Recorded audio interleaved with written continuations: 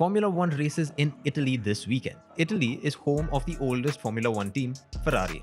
The Italian fans are incredibly passionate about their country's pride in the world of motorsports, and the pressure will be on Ferrari to deliver a spectacular result.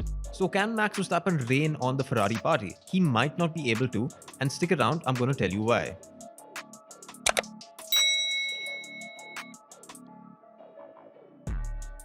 Just like it happened in Spa, it could happen again in Monza.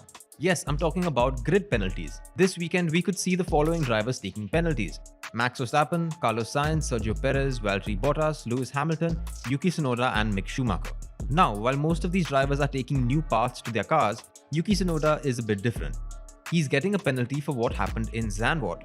No, now it's not the conspiracy theories of him crashing on purpose to get the safety car, but the FIA found that he was driving with a loosened seatbelt. The FIA takes safety very seriously, and it's his 5th reprimand of the season. Now, there will definitely be more drivers joining the list of ones who are taking grid penalties, so stay tuned, we'll update that list soon.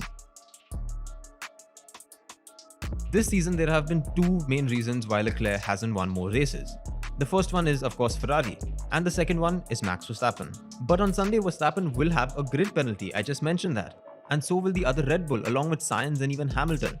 Now, this means that if Leclerc has an excellent qualifying and a good start to the race, he could possibly win it. This would mean so much to the Ferrari fans and to Leclerc, who has struggled with a bad team and bad decisions this season. Leclerc won his second ever Formula One race in front of the Ferrari fans back in 2019, and look at just how much it meant to them. So yeah, it's his best shot at winning in a track where Verstappen has never really enjoyed much success. He's never been on the podium, but his best finish was 5th in 2018 when he was still a kid. At last year's race, we happened to see a flying Max Verstappen. This happened because of the sausage curbs. Drivers have long been fighting against the use of these curbs because they do more harm than good. Drivers have even suffered from broken backs just because they've gone over the curbs, such as the case of Abby Eaton, or you might know her better as the driver from the Grand Tour. And this year the FIA has finally listened to the drivers, and they have reduced the number of curbs in the runoff areas, much to the liking of the drivers.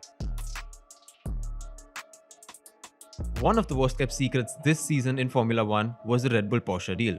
Official documents got leaked and literally everyone knew what was up between the two teams. However, it looks like the talks have fallen through. It was speculated that Porsche would be supplying engines to Red Bull from 2026. However, Porsche has released a statement and have said that both companies are not going to continue talks. But all hope isn't lost, because Porsche have added that with the finalized rule changes, the racing series nevertheless remains an attractive environment for Porsche, which will continue to be monitored. So while it looks like the deal with Red Bull is off, Porsche could still join another team. But if Porsche wants an absolutely no-nonsense team, they'll definitely have to speak to Gunther Steiner from Haas. In FP1, Ferraris led the session with Mercedes and Red Bull not too far behind. In FP2, Sainz topped the session, but Verstappen was second and Leclerc was third. So tune back in tomorrow when we take you through all the details of the qualifying session right here at Fervent Motorsports.